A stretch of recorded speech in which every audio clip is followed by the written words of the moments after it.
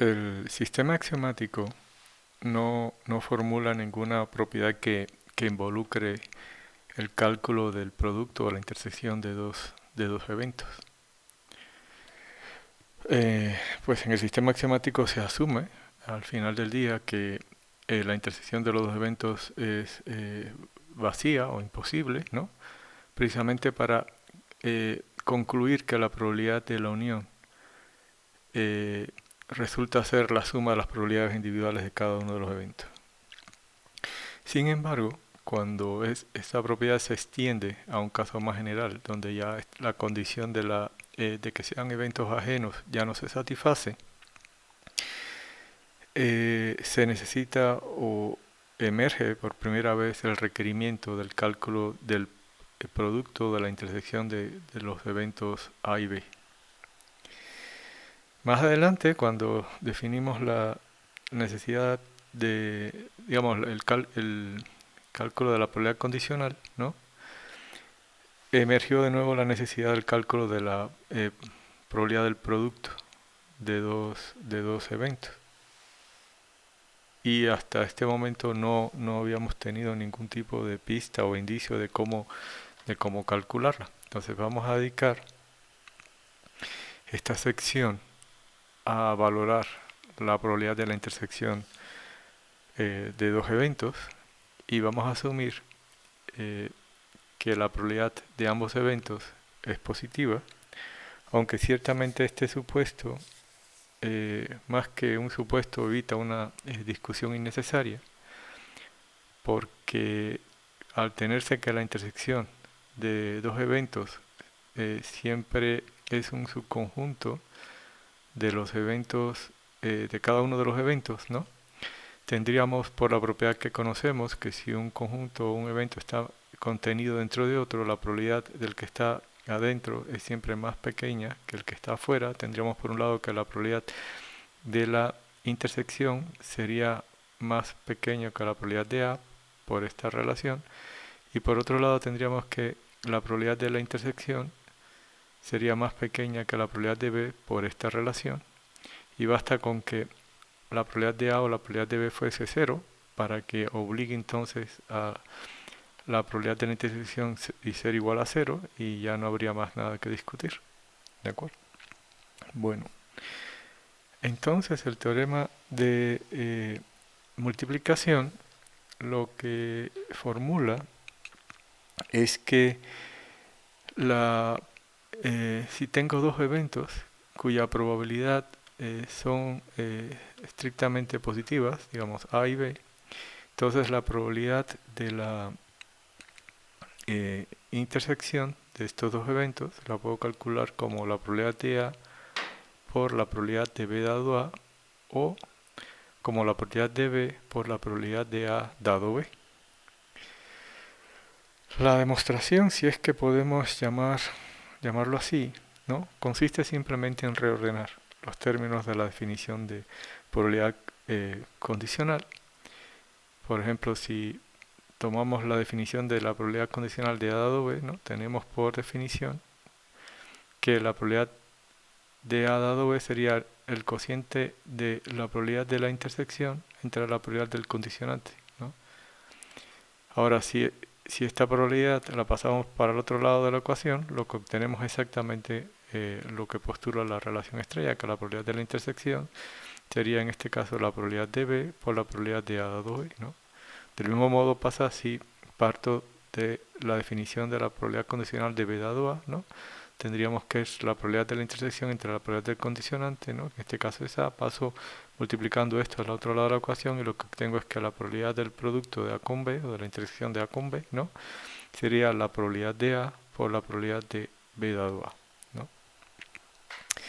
Observemos que esencialmente de estrella se tiene la relación que ya habíamos de alguna manera adelantado sobre la probabilidad condicional de A dado B y la probabilidad condicional de B dado A, ¿no?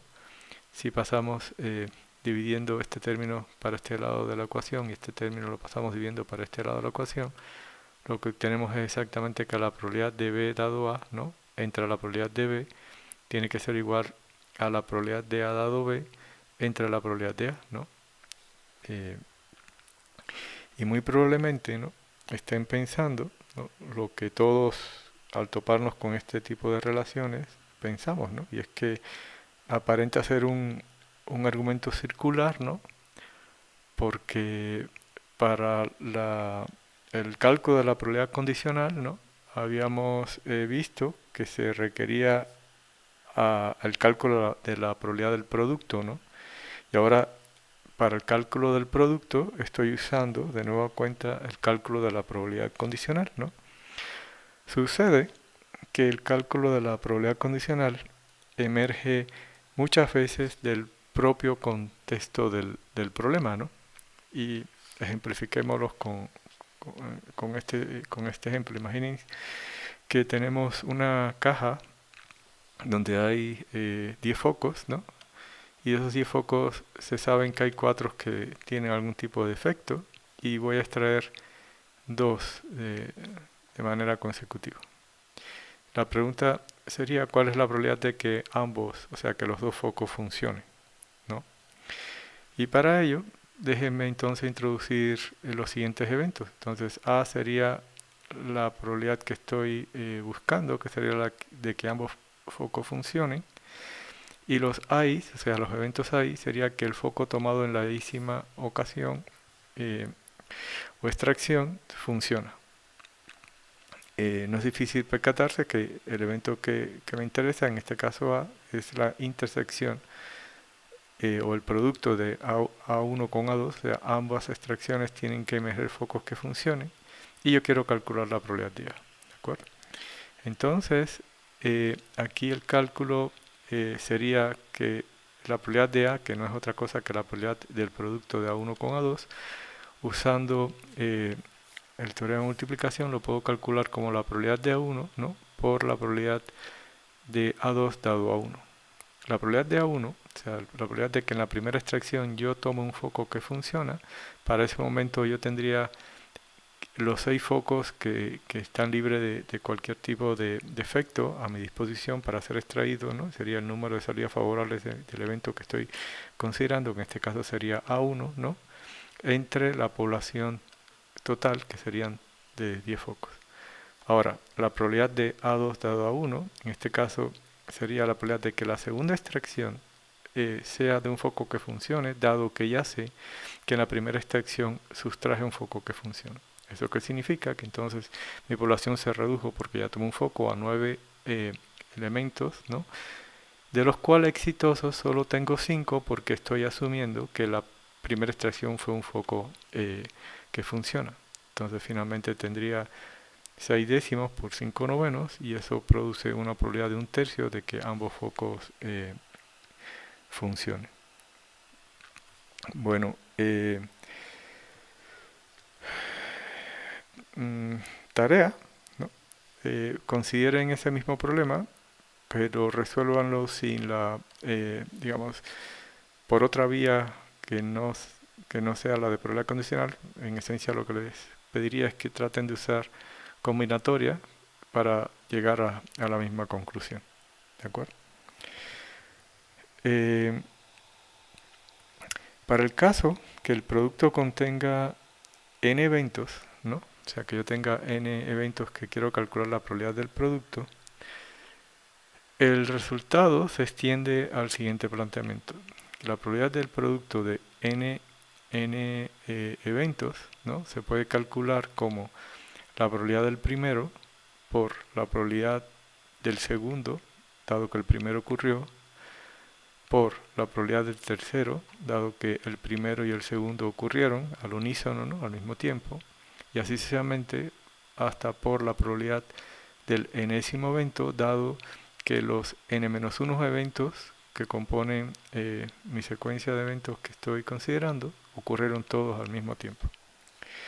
Aquí, antes que pasemos a la demostración, lo que vale observar es que gracias a la conmutatividad de la intersección, yo podría ordenar a los n eventos que tengo aquí a mi izquierda, ¿no?, en el orden que quiera, ¿no? Cualquier permutación de los n elementos va a producir la misma intersección y por ende, ¿no?, el orden de lo que aquí voy denotando como primero, segundo, tercero y así sucesivamente, ¿no? Es totalmente flexible a la necesidad que me plantee el problema. ¿De acuerdo? Bueno, el planteamiento es un planteamiento que se hace referencia a n eventos, ¿no? Entonces, digamos, el camino natural para demostrar el teorema será usar una argumentación del tipo de inducción, ¿no? Y el caso para lo que sería el inicio de la inducción, que sería el caso para n igual a 2, ¿no? Es exactamente lo que me dice el teorema de multiplicación, ¿no? El teorema 53 que acabamos digamos, de conocer, ¿no? La hipótesis de inducción en este caso sería tomar a n como k, que significa en este caso que si yo tengo que calcular el producto de k elementos, ¿no? Eso lo puedo calcular siguiendo la regla, ¿no? Como la probabilidad del primero, por la probabilidad del segundo del primero, por la probabilidad del tercero que el primero y el segundo ocurrieron al mismo tiempo, así hasta la probabilidad condicional del que ocurra el késimo, dado que ocurrieron los k menos unos anteriores al unísono. Y ahora vendría el llamado paso de inducción, en el cual voy a considerar a n como k más 1, y lo que voy a observar es que si deseo calcular la probabilidad de la intersección o el producto de k más 1 eventos, podría considerar a los k primeros como un bloque, ¿no? Y al k más 1 que sigue, ¿no? Como un elemento aparte, y usar exactamente el teorema de multiplicación que me plantea cómo calcular la probabilidad de una intersección de dos eventos, ¿no? Todo este bloque constituiría lo que en el teorema 53 llamamos A, ¿no? Y este elemento de acá sería mi B en el teorema 53, en el teorema de multiplicación. ¿Y qué dice, no? Lo que dice el teorema de multiplicación, ¿no? El teorema 53, ¿no? Es que la probabilidad de la intersección de dos eventos, ¿no? Lo puedo calcular como la probabilidad de uno de ellos, ¿no? Por la probabilidad del otro dado el primero, digámoslo así, ¿no? Entonces lo que estoy usando aquí es simplemente el teorema de multiplicación, ¿no? Para n igual a 2, ¿no? Donde un elemento de los dos que estoy considerando ese teorema es el primer bloque este que señalé aquí. ¿Okay? Bueno, ahora lo único que tenemos que observar es que el término que quedó al inicio contiene exactamente k elementos, y por el inicio de inducción eso lo puedo representar ahora, ¿no? Como la probabilidad del primero por la probabilidad del segundo dado el primero, y así sucesivamente la probabilidad del tercero dado que el primero y el segundo ocurrieron al mismo tiempo, hasta la probabilidad del késimo condicional a que ocurrieron los eventos del primero hasta el k-1, ¿no? Este término se transforma en esto gracias a mi hipótesis de inducción, ¿no? Y este es el que venía considerando ya con anterioridad, ¿no? Y finalmente lo que tengo es exactamente la expresión que necesitaba demostrar para cálculo de la probabilidad del producto de k más 1 eventos.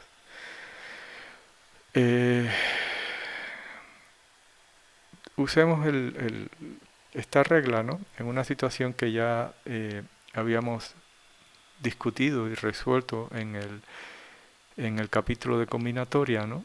Y ahora usemos el resultado que acabamos de mostrar, pero antes déjeme, bueno, primero recordar el problema. Es un problema de urna, ¿no? O sea, tengo una caja, una urna con B esferas blancas y R esferas rojas, ¿no? Y se toma cada vez una esfera, ¿no? La pregunta que nos hicimos en ese momento fue ¿cuál es la probabilidad que en el enésimo intento o la enésima extracción la bola que emerja sea una bola blanca? Déjeme entonces de manera breve recapitular la solución que hicimos en aquel, porque ya tenemos una exposición de ese problema, por si alguien quiere más detalle. Y lo que habíamos era observado que si la posición a la que me interesa fuera más grande que R más 1, donde R es exactamente el número de esferas rojas que tengo, entonces la probabilidad de que la primera esfera blanca la pueda tomar en una extracción que es superior a R más 1 es 0, porque eso significaría que yo habría agotado todas mis esferas rojas, todavía tengo una posición que rellenar con algo, ¿no? Y esa posición no puede ser otra cosa que una esfera blanca, entonces no hay el más mínimo chance que la primera esfera resulte por encima de la posición R más 1. Ahora, cuando n está por abajo de esta cota, ¿no? Entonces yo tengo una población de B más R elementos y voy a tomar una muestra de tamaño n, ¿no? Sin reemplazo de la población que tiene dimensión B más R, ¿no? Donde estoy considerando un orden. Este sería el número de salidas totales que tiene mi experimento, de los cuales yo necesito que en las n-1 primera posiciones aparezcan bolas rojas, ¿no? Eso lo puedo hacer de R en n-1 formas distintas, ¿no? Tengo que tomar unas muestras sin reemplazo, considerando el orden de la población de R elementos, ¿no? Y cada una de esas configuraciones la puedo asociar con una de las B esferas blancas que tengo. Entonces la conclusión era que la probabilidad de que la primera esfera blanca saliera en el enésimo intento, ¿no? Era del tipo R en n-1 por B entre B más R en n. Y esa fue la solución que dimos en su momento para el problema usando combinatoria. Bueno, usemos ahora la probabilidad del producto de la siguiente manera. Vamos a introducir los eventos RI. El evento RI resulta de que la iésima extracción sea una esfera roja, y el evento BI sucede si la iésima extracción es una bola blanca. Y lo que nos interesa calcular, ¿no?, es la probabilidad del producto de R1 con R2 así sucesivamente hasta R-1, ¿no? Eso significaría que la primera extracción es roja, la segunda es roja, la tercera es roja, hasta la N-1 extracción es roja, todo esto sucediendo al mismo tiempo, y que la N-ésima extracción acabe resultando en una esfera blanca. ¿De acuerdo? Bueno, lo que nos acaba de decir el teorema de multiplicación que demostramos es que la probabilidad de ese producto, ¿no?, de esa intersección, la puedo calcular como la probabilidad de que la primera sea roja por la probabilidad de que la segunda sea roja, dado que la primera lo fue, por la probabilidad de que la tercera sea roja, dado que la primera y la segunda lo fueron, y así sucesivamente hasta la extracción n-1, o sea que la extracción n-1 sea una esfera roja, siendo que las extracciones anteriores, o sea, desde la 1 hasta la n-2 hayan sido rojas, multiplicado por la probabilidad de que ahora sí la enésima extracción sea una extracción de una esfera blanca, dado que las n-1 anteriores extracciones todas fueron esferas rojas. Ahora, el cálculo aquí se simplifica mucho, porque si yo quiero calcular la probabilidad de que la primera extracción sea roja, tengo las R esferas a mi disposición de una población que tiene B más R elementos.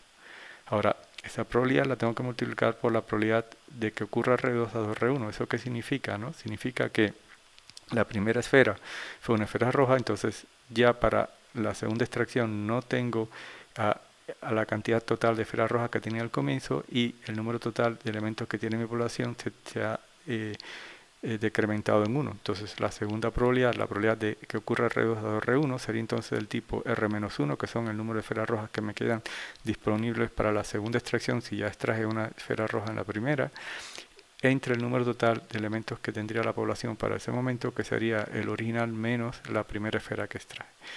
Para la tercera extracción sería exactamente el mismo principio, ¿no? Yo habré extraído hasta ese momento 2 esferas rojas, ¿no?, y la población total habrá disminuido en 2. Y ese principio, ¿no?, se sucede hasta la n-1 extracción. Para la n-1 extracción yo habré sustraído n-2 esferas rojas de un total de R que tenía un inicio, entonces tengo disponibles para la n-1 extracción R menos n-2 esferas rojas, ¿no?, y la población se habrá reducido obviamente también en n-2 elementos. Tendría entonces que dividir esto entre el número total de elementos que tiene ahora mi población, que sería B más R inicialmente, menos el número de esferas que tenía. Por último, esto lo tengo que multiplicar por la probabilidad condicional de que la enésima extracción sea blanca, dado que las n-1 anteriores extracciones hayan sido rojas, y para ello tengo entonces que mi población general habrá disminuido en n-1 elementos, que son los que habré extraído hasta el enésimo extracción, y ahora Aquí el cambio está en que la enésima extracción tiene que ser una esfera blanca y para eso yo tengo toda mi población de blanca intacta hasta ese momento. Entonces sería B entre el número de elementos que tiene mi población en ese momento, donde B es el número de esferas blancas que tenía en un inicio. Ahora observen que esencialmente lo que tengo aquí en el numerador es el producto de n-2 factores, ¿no? Comenzando en R, así sucesivamente decrementando en 1, ¿no? Sería R por R-1 por R-2 hasta llegar a Rn-2, ¿no? Y eso no es otra cosa más que el coeficiente de R en n-1, ¿no? Y en el denominador tengo exactamente lo mismo, ¿no? Tengo n factores, ¿no? Donde cada uno de ellos es, digamos, el número anterior al que tenía. En esencia arranco con B más R, el que sigue es B más R menos 1, el que sigue es B más R menos 2 y sucesivamente hasta B más R menos N menos 1. Y eso obviamente es de nueva cuenta el coeficiente de B más R en N, ¿no? Porque tengo N elementos en este producto donde se van multiplicando los elementos de manera consecutiva, arrancando en B más R por el número anterior a él, por el anterior al anterior y así sucesivamente.